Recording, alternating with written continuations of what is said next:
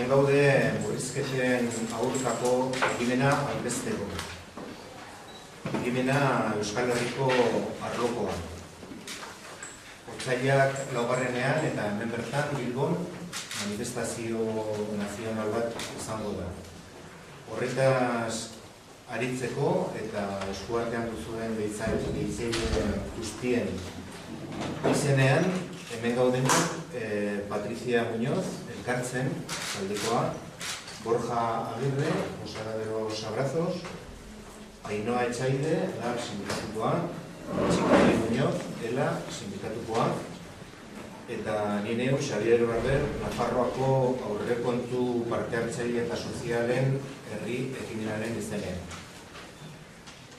Decía que estamos aquí para presentar una iniciativa en contra de los recortes. Una iniciativa a nivel de todo Euskal Herria. El próximo 4 de febrero habrá aquí mismo en Bilbo una manifestación nacional. Y para hablar de ello, pues los nombres que os hemos comentado, los he comentado esto.